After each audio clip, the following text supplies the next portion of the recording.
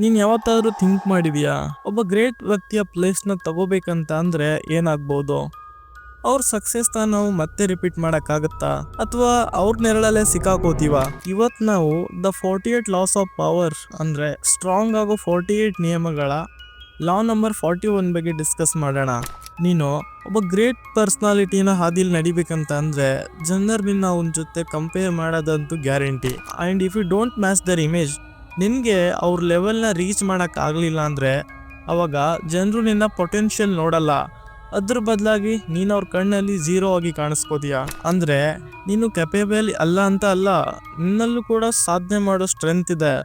ಆದರೆ ಸಕ್ಸಸ್ ಗಳಿಸೋದು ಕೇವಲ ಕಾಪಿ ಮಾಡೋದ್ರಿಂದ ಆಗಲ್ಲ. You must stand out, not blend in. ನಿನ್ನದೇ ಆದ ಐಡೆಂಟಿಟಿ ಮತ್ತು ಸ್ಟೈಲ್ನ ರೂಪಿಸ್ಕೋಬೇಕು. ಮತ್ತು ನಿನ್ನದೇ ಆದ ಲೆಗೆಸಿನ ಕ್ರಿಯೇಟ್ ಮಾಡೋದು ತುಂಬ ಇಂಪಾರ್ಟೆಂಟ್. ಇದನ್ನು ನಾವು ಒಂದು ಹಿಸ್ಟೋರಿಕಲ್ ಎಕ್ಸಾಂಪಲಿಂದ ಅರ್ಥ ಮಾಡ್ಕೊಳ್ಳೋಣ. ನೆಪೋಲಿಯನ್ ಬೋನಾಪಾರ್ಟ್, ಫ್ರಾನ್ಸ್ನ ಮಹಾನ್ ಚಕ್ರವರ್ತಿ, ಯುರೋಪಿಯನ್ ಅದೆಷ್ಟೋ ಪ್ಲೇಸಸ್ನ ಗೆದ್ದು ಫ್ರಾನ್ಸ್ನ ಒಂದು ಸ್ಟ್ರಾಂಗೆಸ್ಟ್ ಕಿಂಗ್ಡಮ್ ಆಗಿ ಮಾಡ್ತಾನೆ. ಆದರೆ ಅವನ ನಂತರ ಲೂಯಿಸ್ ಮತ್ತು ಚಾರ್ಲ್ಸ್ ಅವನ ಪ್ಲೇಸ್ನ ತಗೋತಾರೆ. But no matter what they did, ಅವ್ರು ಏನೇ ಮಾಡಿದ್ರು ಜನರು ಅವ್ರನ್ನ ನೆಪೋಲಿಯನ್ ಒಂದಿಗೆ ಕಂಪೇರ್ ಮಾಡ್ತಾ ಇರ್ತಾರೆ.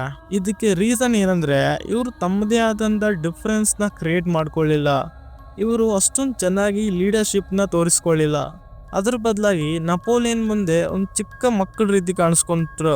ಹಾಗಾದರೆ ಇಲ್ಲಿ ಲೆಸನ್ ಏನಪ್ಪ ಅಂದರೆ, ಒಬ್ಬ ಗ್ರೇಟ್ ಲೀಡರ್ಸ್ನ ಲೆಗಸಿ ಮುಂದೆ ಬಂದಾಗ ಅದನ್ನು ಹಾನರ್ ಮಾಡಬೇಕು, ಬಟ್ ಬ್ಲೈಂಡ್ಲಿ ಫಾಲೋ ಮಾಡಬಾರ್ದು. ನಿಮ್ಮದೇ ಆದ ದಾರಿ ರೂಪಿಸ್ಕೋಬೇಕು ಆ್ಯಂಡ್ ನಿಮ್ಮದೇ ಆದ ದಾರಿಲಿ ನಡಿಬೇಕು. ಯಾವಾಗಲೂ ನಿಮ್ಮನ್ನು ಸ್ಟ್ರಾಂಗ್ ಆಗಿ ತೋರಿಸ್ಕೋಬೇಕು. ಅವಾಗ ಮಾತ್ರ ನೀನು ಸಕ್ಸಸ್ ಆಗಕ್ಕೆ ಸಾಧ್ಯ. ಈ ಮೆಸೇಜ್ ನಿನಗೆ ಸ್ವಲ್ಪ ಆದರೂ ಯೂಸ್ಫುಲ್ ಅಂತ ಅನಿಸಿದ್ರೆ ಪ್ಲೀಸ್ ಈ ವಿಡಿಯೋಗೆ ಲೈಕ್ ಮಾಡಿ, ಸಬ್ಸ್ಕ್ರೈಬ್ ಮಾಡು. ಆ್ಯಂಡ್ ಈ ರೂಲ್ನ ನಿನ್ನ ಜರ್ನಿಲಿ ಅದು ಹೇಗೆ ಯೂಸ್ ಮಾಡ್ತೀಯ ಅಂತ ಕಾಮೆಂಟ್ ಬಾಕ್ಸಲ್ಲಿ ಹೇಳು.